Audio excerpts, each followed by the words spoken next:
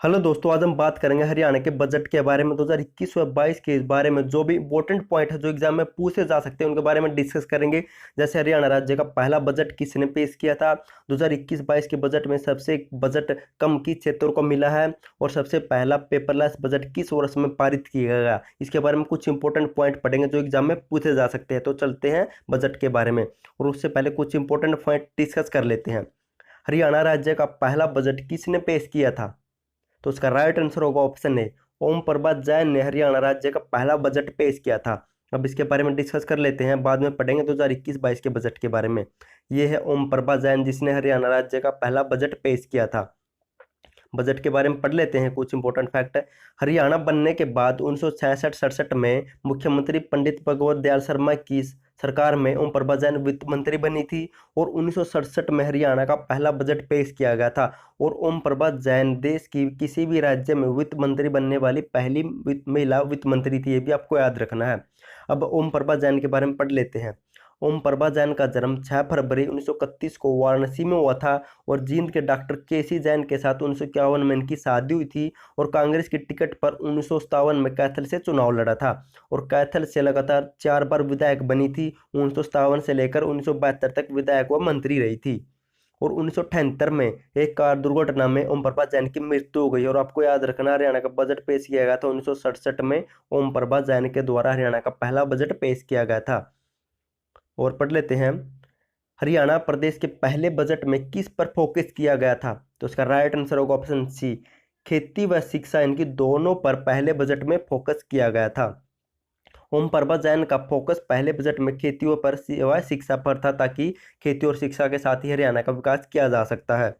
Next है, हरियाणा प्रदेश में पहली बार किस मुख्यमंत्री द्वारा बजट पेश किया गया है, तो ऐसा कौन सा पहला मुख्यमंत्री है जिसने वित्त मंत्री के तौर पर बजट पेश किया था, तो राइट आंसर होगा ऑप्शन ए, मनोहर लाल ऐसे पहले मुख्यमंत्री बन गए जिसने वित्त मंत्री के तौर पर बजट पेश किया है। पढ़ लेते इसके बारे में कुछ इंपॉर्टेंट फैक्ट। हरियाणा के मुख्यमंत्री मनोहर लाल ने 28 फरवरी 2020 को विधानसभा में वित्त वर्ष 2020-21 के लिए पहली बार बजट पेश किया, और मुख्यमंत्री ने डिजिटल इंडिया नारे के तहत सूटकेस की जगह टैब लेकर विधानसभा में पहुंचे थे, और पुरानी प्रथा को समाप्त कर दिया था। उन्होंने पहला पेपरलेस बजट 2020 व 21 में पेश किया था, और डिजिटलाइजेशन को बढ़ावा दिया था, और हरियाणा में ऐसे पहले मुख्यमंत्री बन गए हैं जिन्होंने वित्त मंत्री के नाते बजट पेश किया है। चलते हैं नेक्स्ट, अब 2021 व 22 के बजट के बारे में पढ़ लेते हैं। मुख्यमंत्री मनोहर लाल ने वित्त मंत्री होने के नाते 2021-22 में कौन से नंबर का बजट पेश किया है, तो उनके कौन से नंबर का बजट पेश किया है, तो राइट आंसर होगा ऑप्शन बी। तो हरियाणा के वित्त मंत्री मनोहर लाल ने दूसरा दूसरा बजट पेश किया है अपने कार्यकाल में। एक बजट पेश किया था 2020 में, और अब दूसरा पेश किया 2021 में, और 2020 में ही पेपरलेस बजट पेश किया गया है, ये भी आपको याद रखना है। नेक्स्ट है, हरियाणा का पहला ऐसा कौन सा वित्त मंत्री है जिसने सबसे लंबे समय तक बजट भाषण दिया है, सबसे लंबे समय तक बजट पर भाषण दिया, तो राइट आंसर होगा ऑप्शन बी।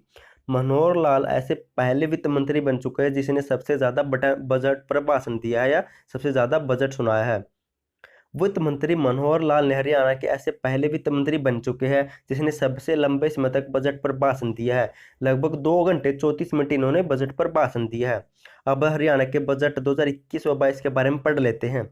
मुख्यमंत्री मनोहर लाल ने वित्त मंत्री होने के नाते गणपति वंदना के साथ 2021 व 22 का बजट पेश किया है। आपको ये पंक्तियां याद रखनी, क्या पता एग्जाम में पूछी जा सकती है।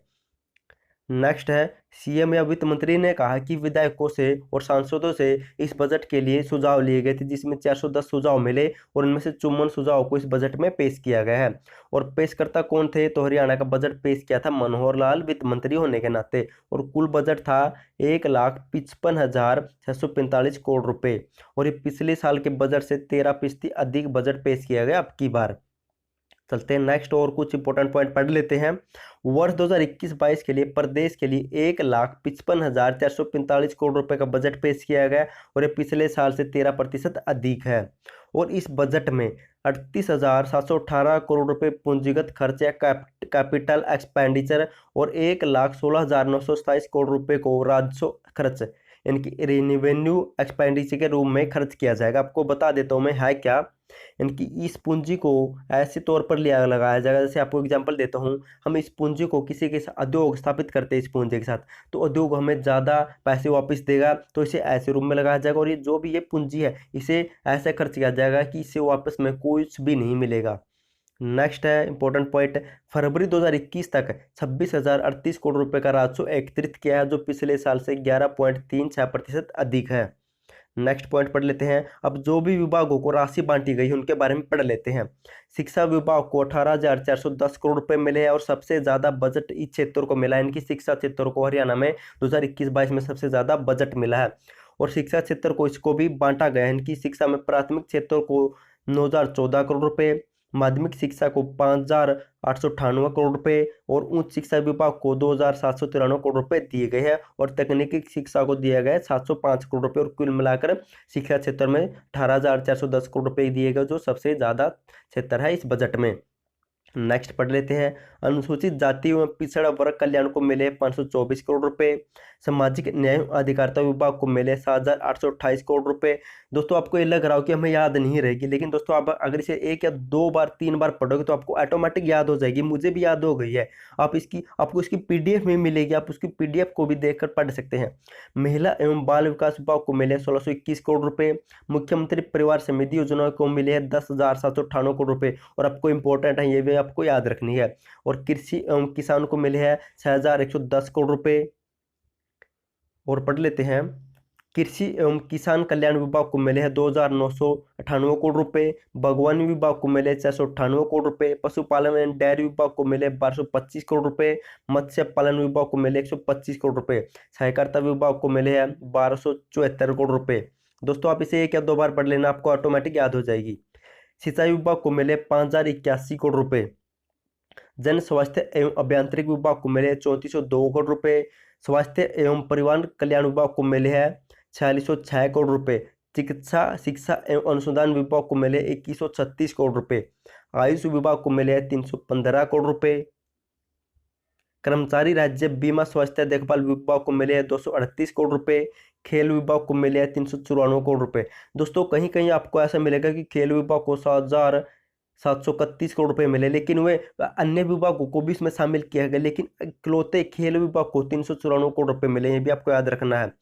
कौशल विभाग को मिले हैं 868 करोड़ रुपए, रोजगार विभाग को मिले 884 करोड़ रुपए, श्रम विभाग को मिले हैं 71 करोड़ रुपए, सूचना प्रौद्योगिकी एवं इलेक्ट्रॉनिक विभाग को मिले 103 करोड़ रुपए, राजस्व प्लस में आबकारी विभाग को मिले कुल मिले 1587 और 1302 मिले राजस्व विभाग को और 285 मिले आबकारी में कराधान विभाग को।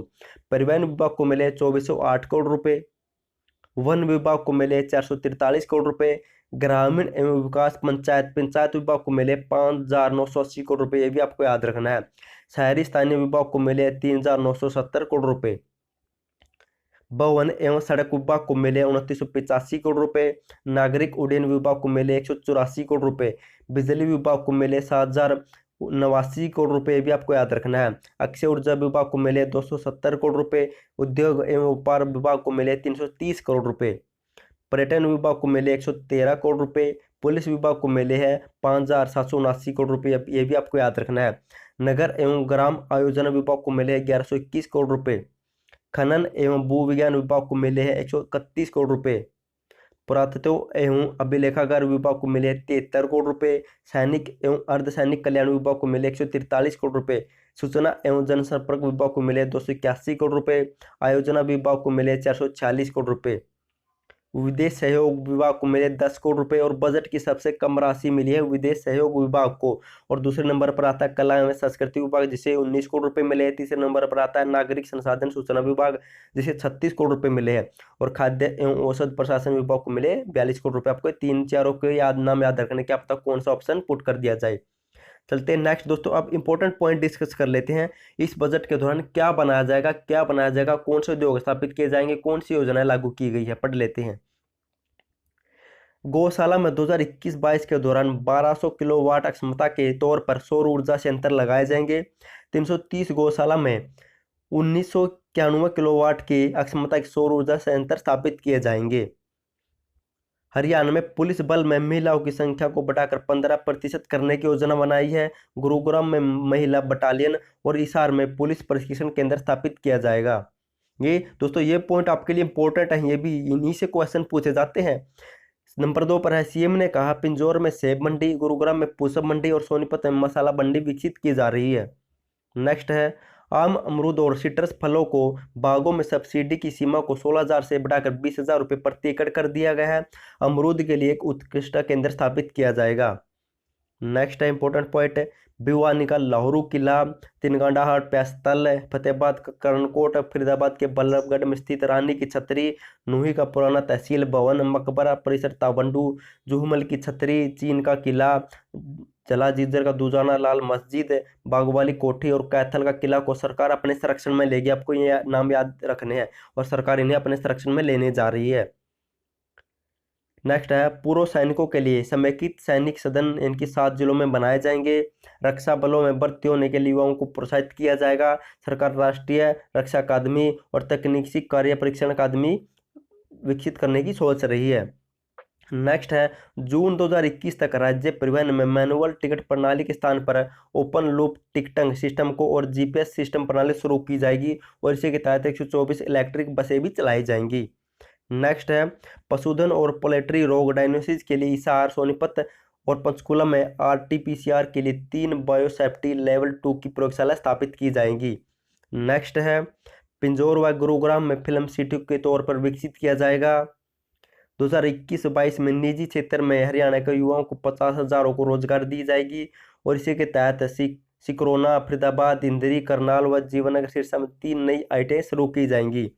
पॉलिटेक्निकल मानेसर में इंजीनियर प्रौद्योगिकी संस्थान बनेगा। एमडीयू व केयूके यूनिवर्सिटी को केजी से पीजी तक प्रणाली के लिए 2 यूनिवर्सिटी के रूप में विकसित किया जाएगा। नेक्स्ट है, परिवहन वाहनों की फिटनेस को लेकर 6 केंद्र स्थापित किए जाएंगे। अंबाला, करनाल, हिसार, रेवाड़ी, फरीदाबाद, गुरुग्राम और वर्तमान में रोहतक में ही एक केंद्र स्थापित है। नेक्स्ट है, खेलो इंडिया गेम्स 2021 के लिए पंचकूला के ताऊ देवीलाल स्टेडियम में हॉकी, फुटबॉल, बास्केटबॉल, वॉलीबॉल के 3 नए मैदान बनाए जाएंगे और पंचकूला में राज्य स्तरीय चोट पुनर्वास केंद्र बनाया जाएगा। राज्य स्तर का बनाया जाएगा पंचकूला में और बाकी मंडल स्तर के बनाए जाएंगे रोहतक, गुरुग्राम, करनाल व हिसार में। नेक्स्ट है, महाराजा अग्रसेन मेडिकल अग्रवाल कॉलेज को कैंसर विज्ञान केंद्र के रूप में विकसित किया जाएगा और हरियाणा में सर्वसमावेशी योजना बीमा योजना शुरू की जाएंगी। नई शिक्षा नीति के तहत 21,962 आंगनबाड़ी को सरकार स्कूल से लेकर स्कूल के रूप में शिक्षा देगी और 1135 प्ले स्कूल बनाए जाएंगे मार्च 2021 से पहले और दूसरे चरण में 2865 आंगनबाड़ी केंद्रों को प्ले स्कूल के रूप में विकसित किया जाएगा। सरकार एसएससी वर्ग को कानूनी मामलों में पैरवी के लिए 11,000 रुपये की राशि से बढ़ाकर अब 22,000 रुपये राशि कर दिया है। नेक्स्ट है, मुख्यमंत्री अंत्योदय उत्थान अभियान योजना 2025 तक चलाई जाएगी ताकि 2025 तक ही हरियाणा में गरीबी रेखा से नीचे जो भी व्यक्ति है उनकी वह गरीबी रेखा से ऊपर उठ सके। नेक्स्ट है, प्रदूषण मुक्त खेती को प्राथमिकता दी जाएगी और इसी के तहत 3 साल में 1 लाख एकड़ क्षेत्रों को कवर किया जाएगा और किसान मित्र योजना के तहत 1,000 किसान एटीएम भी स्थापित किए जाएंगे। आपको ये भी याद रखना है, 1,000 किसान एटीएम स्थापित किए जाएंगे और हर खेत स्वस्थ खेत योजना भी लागू की जाएगी।